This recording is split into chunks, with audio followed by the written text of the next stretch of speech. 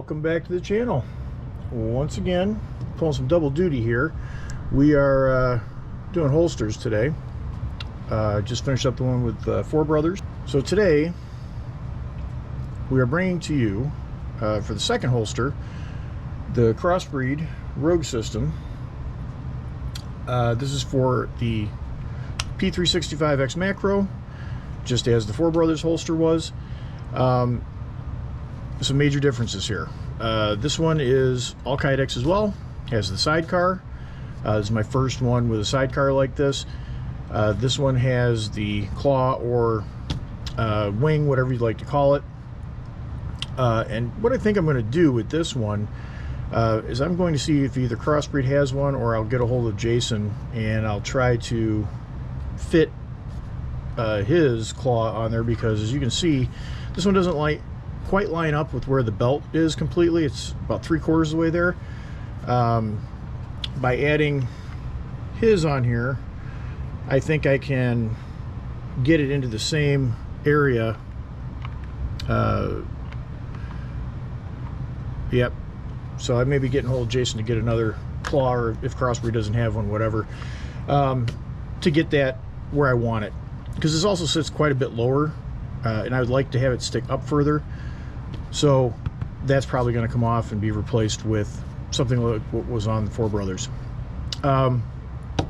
Outside of that, obviously the main difference is a much larger holster as far as holster and magazine carrier combined. But what I will say is that the Crossbreed, it's not as obtrusive as you'd think it would be. I did order a DCC clip from the monoclip from the manufacturer, and I'm going to order the single as well, because I don't quite like how this sits. You know, it's metal, it's spring steel just like this is, but it doesn't lock onto the belt like the DCC monoclip does. So I'll get a single from them coming, or again get hold of Jason if he's got one, whatever. But it's well made. Again, it's the other thing that was different with this too is the tension on this is old school. It's the tighten down the screws until you get what you're looking for. And unfortunately, I think what I'm going to do is I'm going to do the same thing. I'll get a hold of Jason, see if he can send me one of these for tensioning the magazine, instead of doing it through the screws. I just like the way it feels better. It gives you a little bit better control over your magazine. Not that this is bad, it's actually about the same as what I have set up over there. I just like having functionality and the ability to switch it up if I want to. I know a lot of people, myself included, were worried about the two joining together here, but this is flexible, so it does move with your body. It doesn't move, you know, opposite of each other, but it will move in and out together. So it will conform to your body. So that wasn't as much of an issue as I thought it was going to be. This holster altogether, fairly lightweight. You know, I have been a Crossbreed customer for a long time. I have several of their holsters for several different guns, but this is their first Kydex that I ever decided to try, just because I like the sidecar option, and I gotta say I like it. I like, you know, both holsters. This is not a comparison one against the other, or one is worse than the other, or anything like that. They both have their own, stand on their own merits. However, this one was something I'd always looked at. I looked at Tier 1 for a long time, and with their back orders and what have you, they had these on sale. I figured, what the heck, I'll give it a shot, because it's very, very similar to what Tier 1 Concealed makes, and I gotta say, I like it. So, different holsters for different occasions. You know, if you're like me, I have a box full, and I'm not exaggerating, it is a lot of holsters. I'm also a instructor, so I have plenty on hand to let people try and see if they like it before they actually go buy.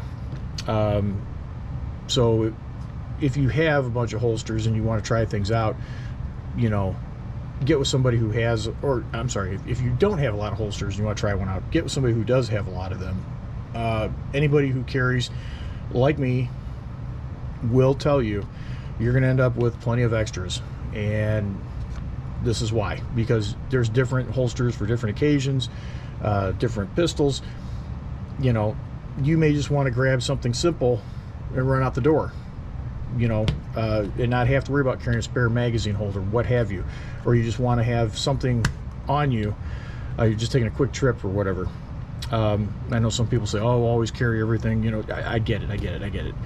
But sometimes we're human, and what happens is we're lazy and we grab the easiest thing to get out the door with, and that's not always going to be this, because it does take a little bit more to get all this in your waistline and set up correctly. So, you know, I did the same thing with this one. I put a wedge out of that kit that I had. It does help bring that handle of the pistol back in to your waistline, and if this claw was taller and actually where it was supposed to be, that would help too. So I'm kind of fighting with that right now. Once I get that resolved, I think it'll be a much better fit.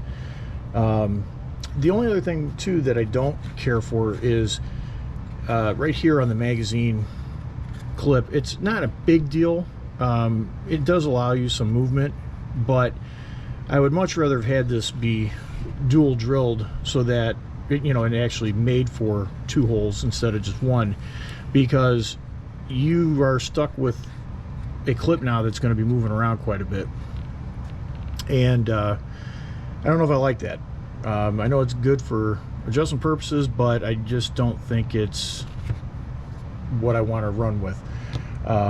So like I said, I'll get the other clip from the manufacturer or from Jason, what have you, and get this side resolved. It'll still only be 1 hole, but you know, whatever.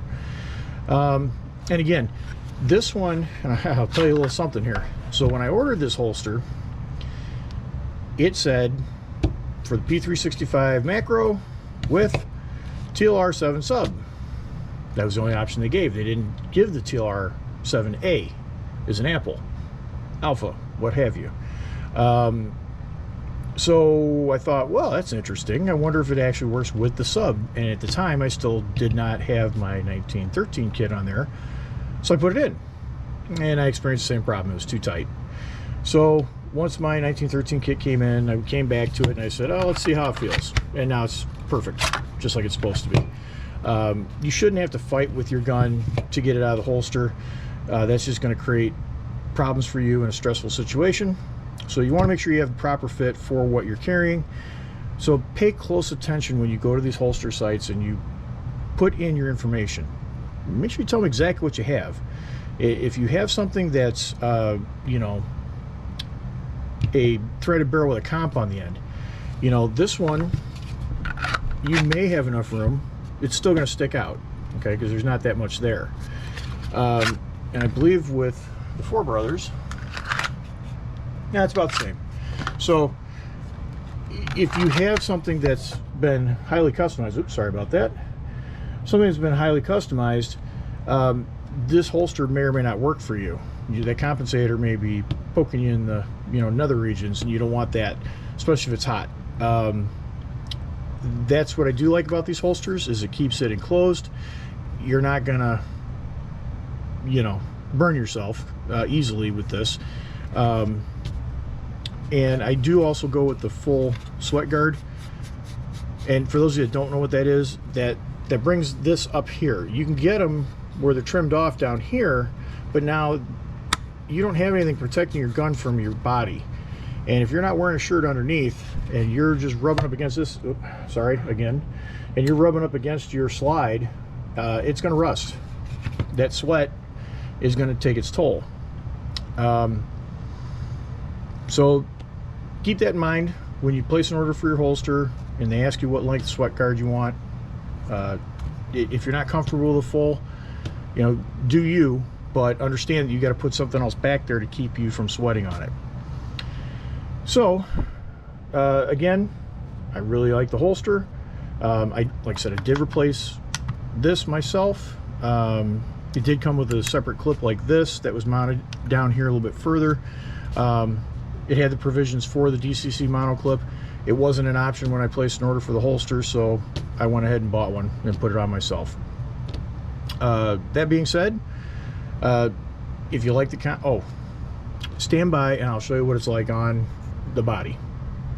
All right, so here is the Crossbreed Rogue system with sidecar, and as you can see, just fits in the same area. You know, you're gonna have to play with where your handle ends up falling, so I tend to carry mine more in the middle.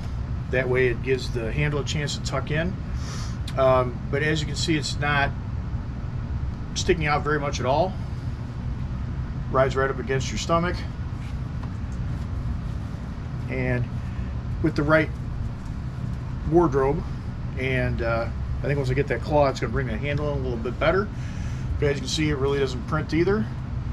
I do notice, like when I'm walking and it's windy, you know, you'll get a little bit of print, but it's not terrible. Most people don't notice. I tend not to like it to print when I'm out and about.